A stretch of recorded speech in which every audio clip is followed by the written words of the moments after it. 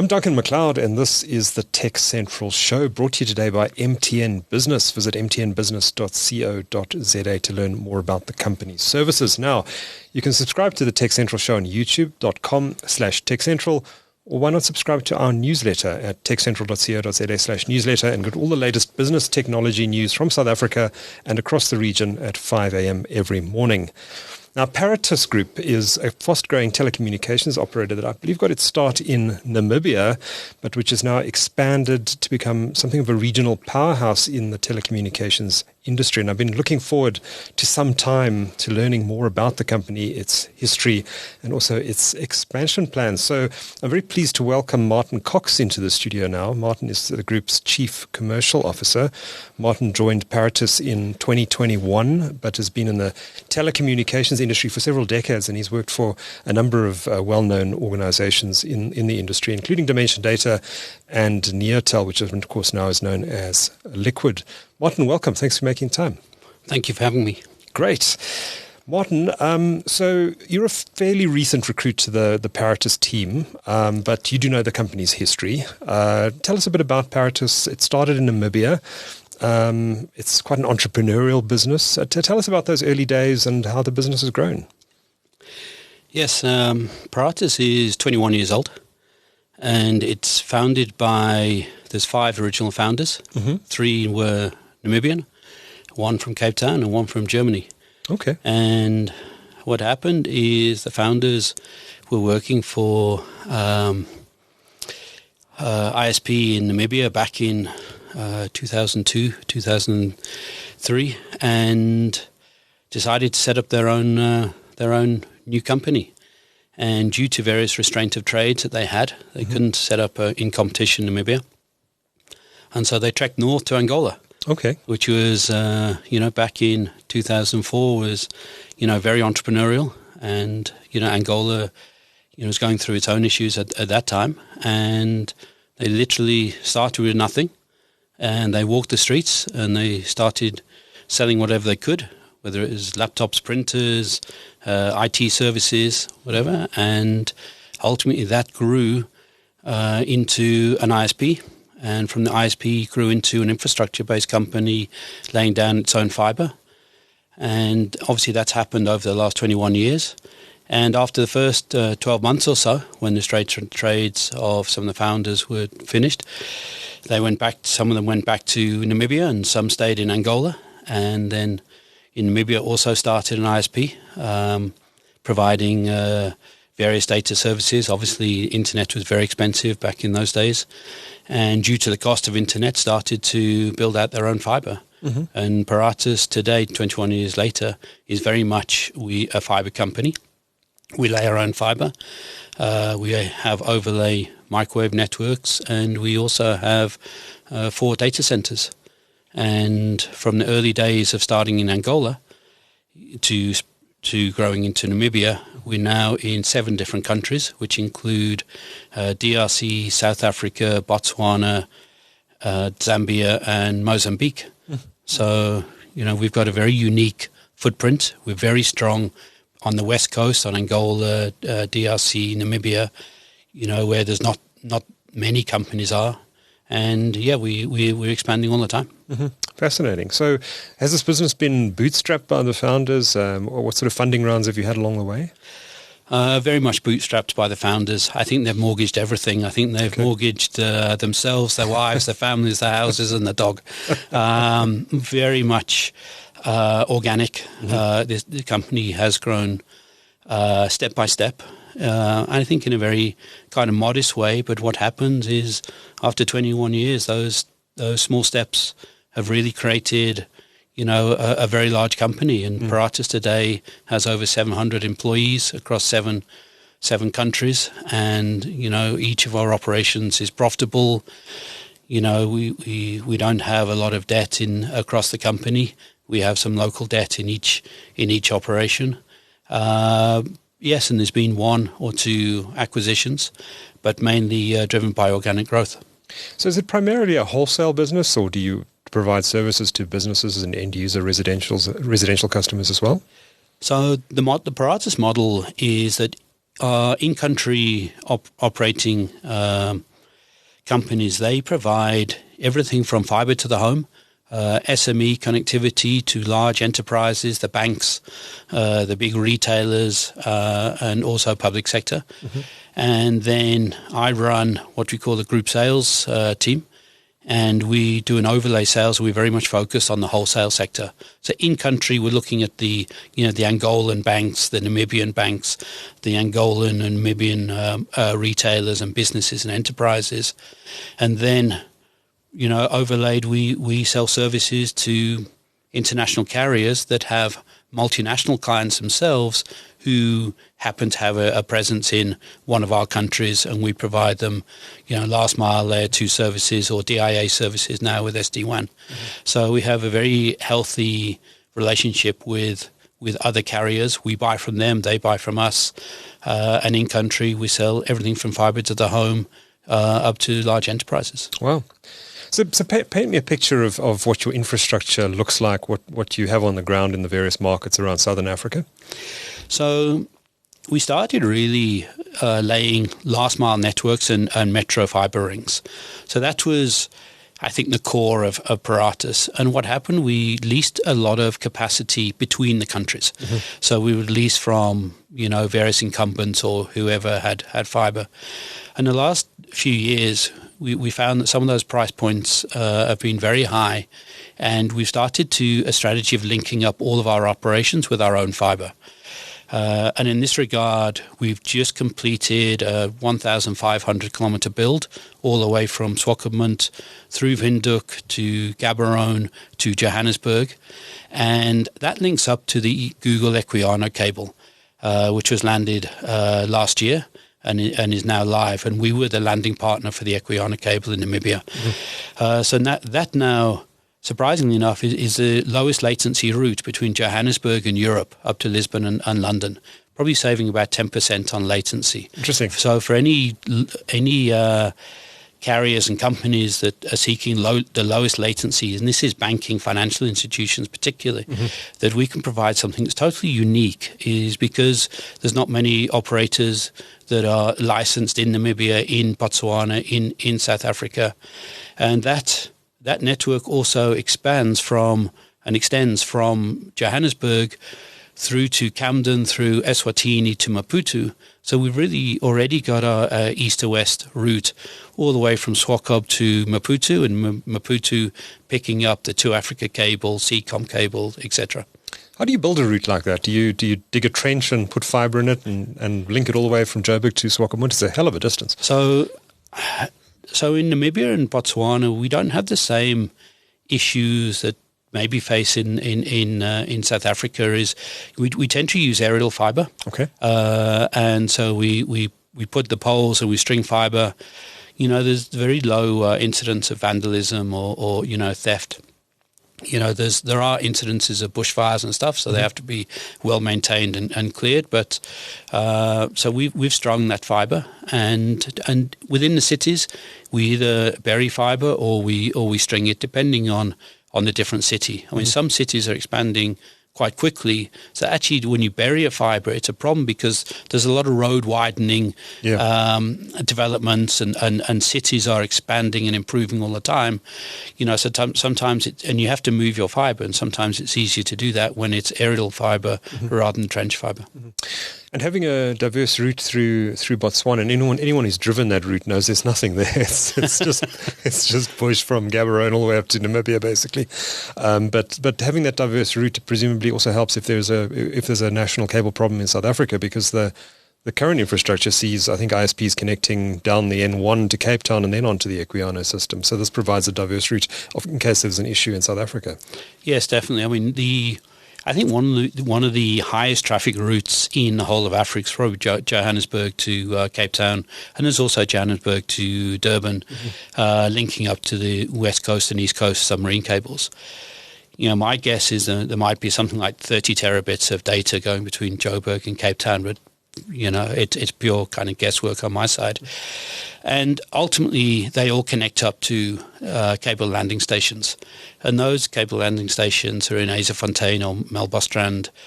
So there is a concentration of those cables and those meeting points. So our route from Joburg through Botswana, through Namibia, is totally diverse. And not only that, it is the lowest latency route, saving 10% on latency.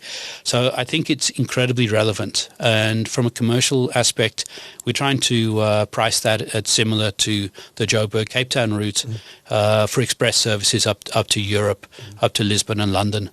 So I think it's a compelling offer, and I think that the recent outages yesterday of the various submarine cables just underline the importance of having multiple different routes, not being over reliant on any single cable landing station or any single cable or any single terrestrial route.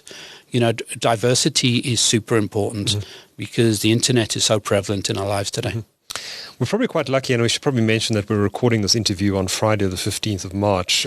This incident in West Africa occurred on Thursday, the 14th of March, and this episode is going to be published sometime next week or this week when you're listening to it, I guess. But what is the impact of that outage in West Africa on the region? And you guys must have had a pretty busy day yesterday. Yeah, I think it's been quite busy, not just yesterday, but also recently. A few weeks ago, there were cable cuts in the Red Sea, affecting Seacom and a number of other cables going through the Red Sea. And, and that's, and every time a cable gets cut, then traffic has to default over a different cable. And yesterday, there were incidents and outages on the West Coast, and we understand this is up around Ivory Coast, area of West Africa. Definitely our cables from DRC south to Cape Town are unaffected, so they're still working. So it's really from something around West Africa and up into Europe. We're still trying to find out exactly what went wrong. But luckily, Paratus, we are a very keen believer on, having capacity on multiple routes. And the Equiano cable is still up and running all the way to Europe. So for us, it just defaulted over, we have that capacity. We have WAX capacity. We have SAT3 capacity. We have SAX capacity. SAX is the South Atlantic cable that goes from Angola to Brazil and then Brazil up to Miami. And having those multiple different cables really meant that our customers remained up and running, their businesses could operate.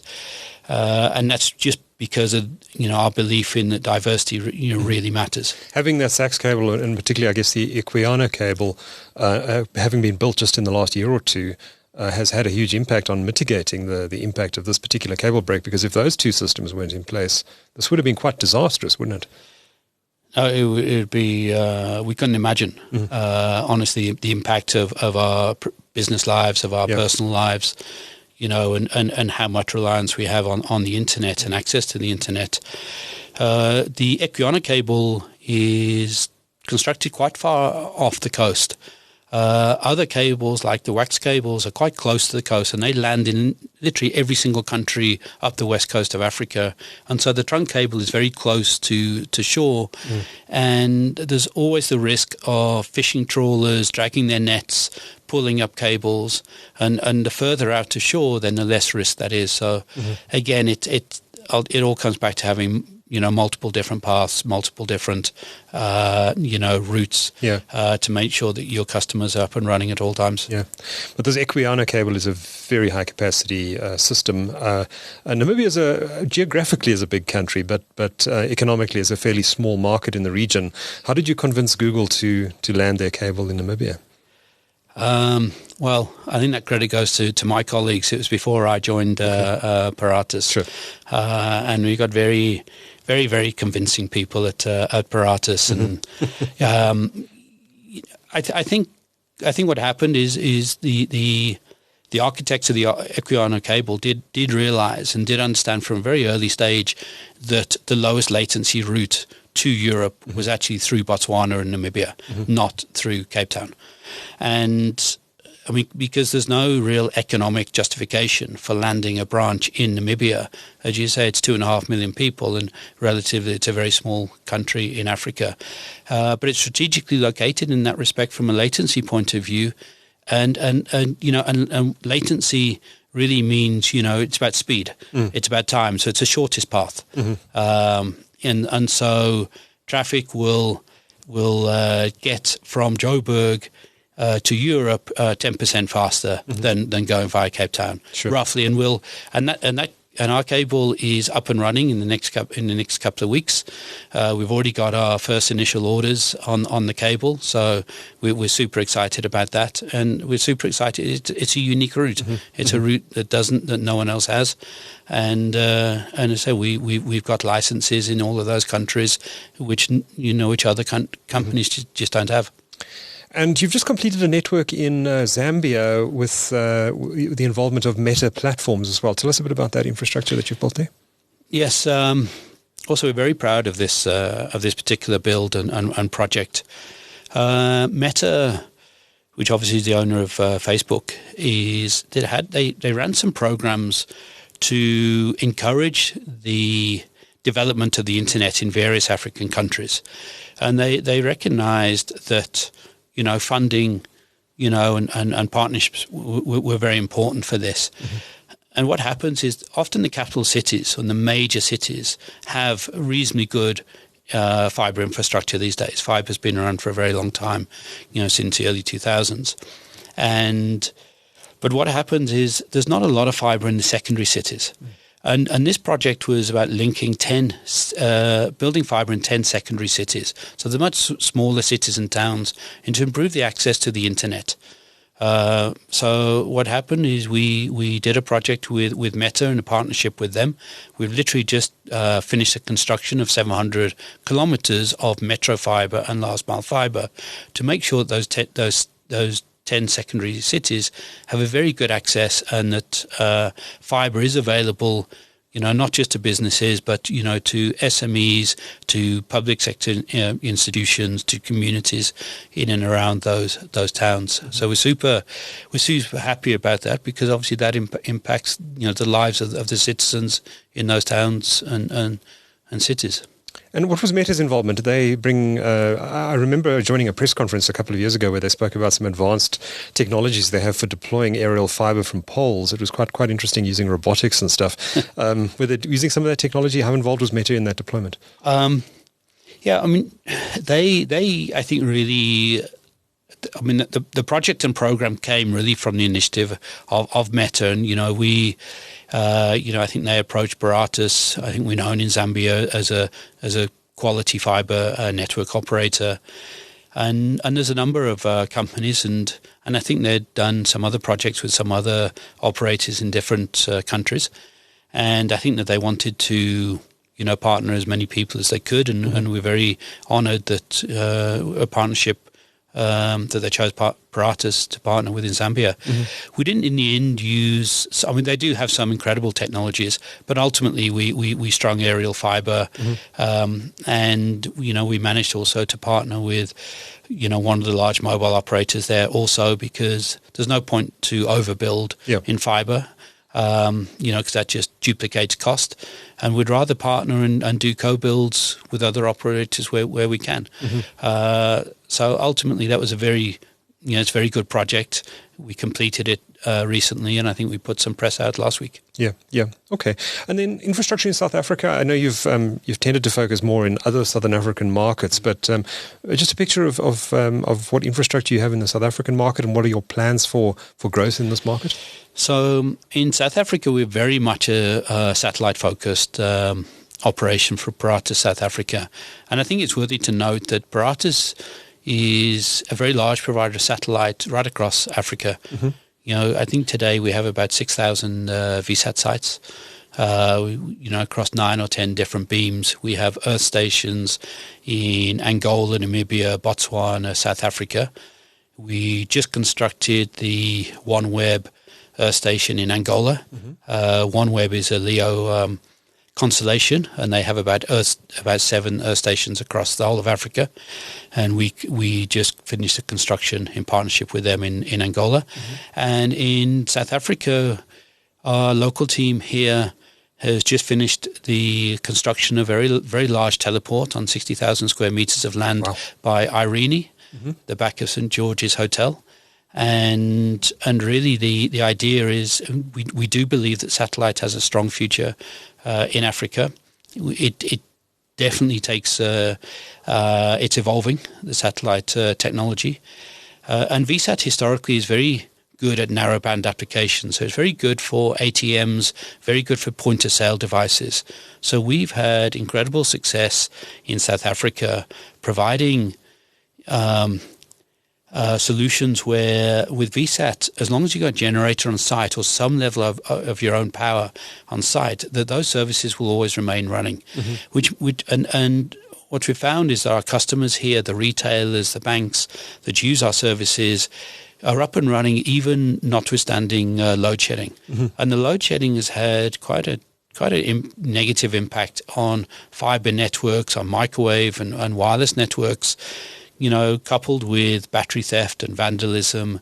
And the good thing, as long as the security, our customers manage their own security and manage some power on site, is that VSAT is always up and it's always running, which means that our customers can trade, no matter what the circumstances.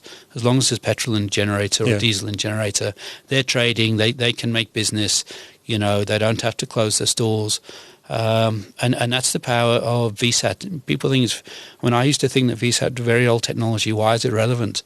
But it's incredibly relevant, and we've been growing at a very fast rate, enough for us to put in a brand new teleport in Pretoria, and that's run by Paratus South Africa, and Callie Carlson, local MD here, has done a superb job.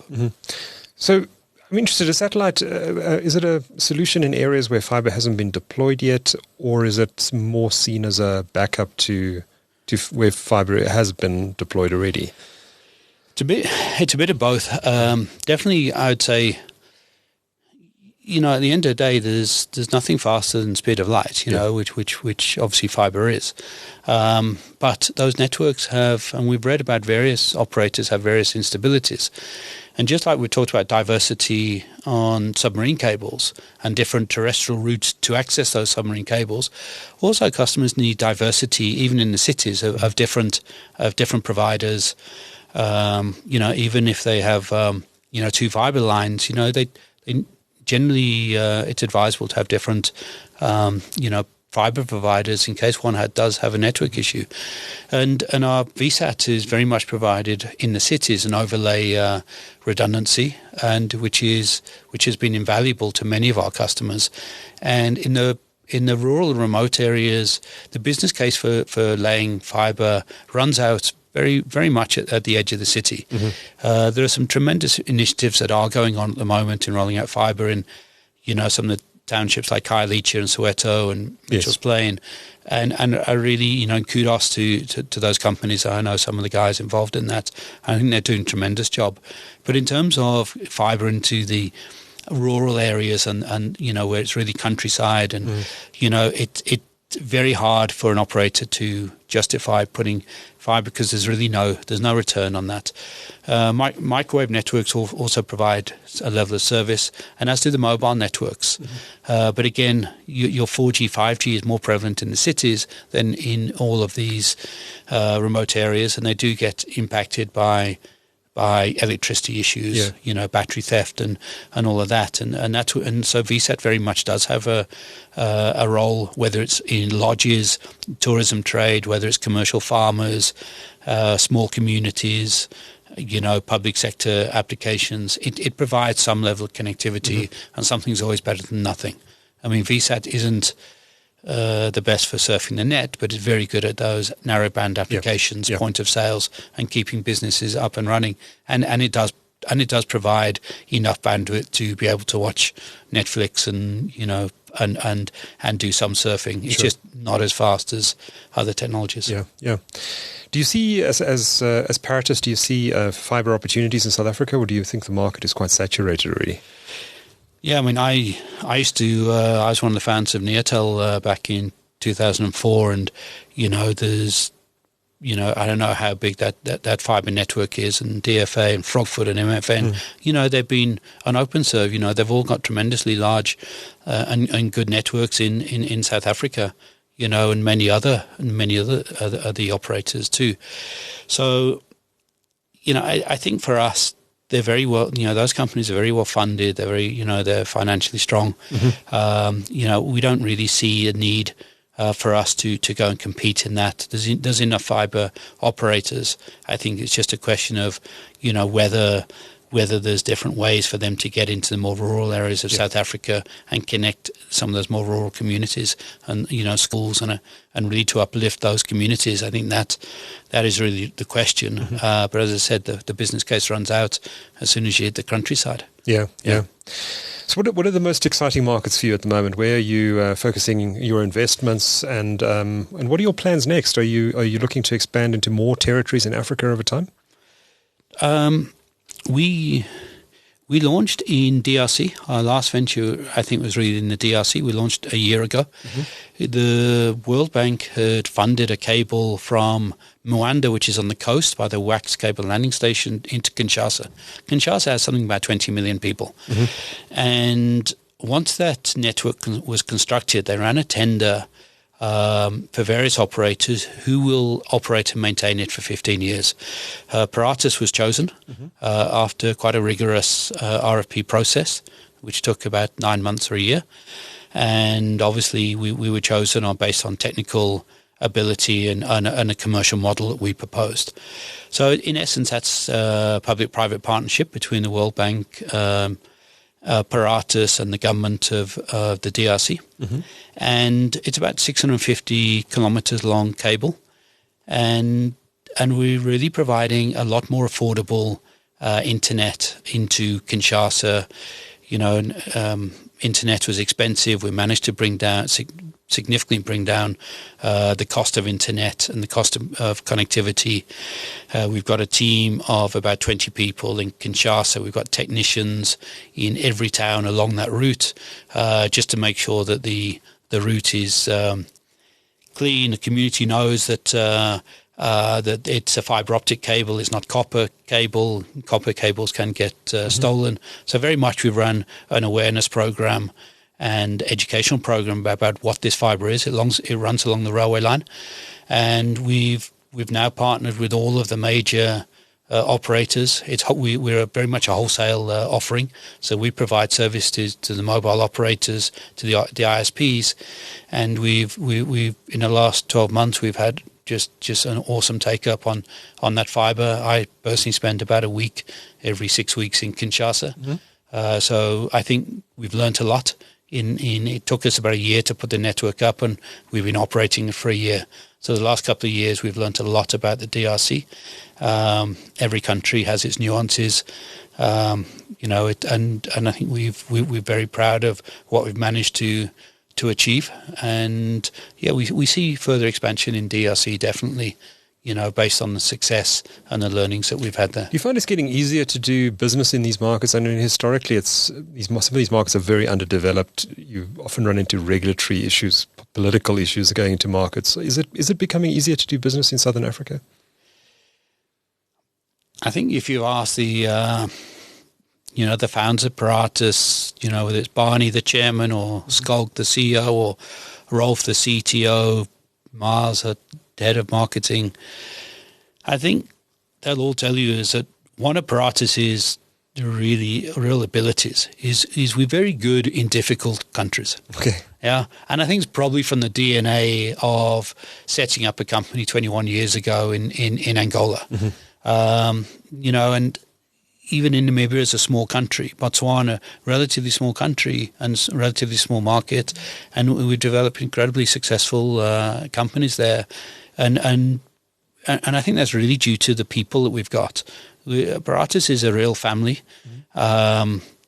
We've got some incredible MDs in our opcos. Paratus ethos is that we work hard, but we probably play harder than we work. Okay. And I think that's a key. There's an enormous culture. It's a family. We have a lot of fun together. And we, when it's light, we work, and when it's dark, we play. Right. And there's no ivory towers.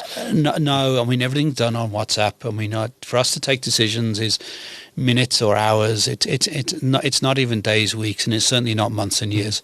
We're incredibly agile, and I think that's that helps us go into these markets, and we support each other. There's no blame culture in Paratus. If someone's in the shed or done something wrong, colleagues are there, say, how do we help you? So it's we're very accountable as individuals, and we've got some tremendous colleagues, and I think that's what makes us strong as a team. Where do you think this business will be in 5 years from now? We take everything step by step, and we take small steps. We're not a huge giant of a company, but equally we're not afraid. So we go take small steps. I think there's a lot more market share that we can focus on and target within each of our countries. So I think within the countries we're going to grow, and we are growing, really well. We're publicly listed in Namibia.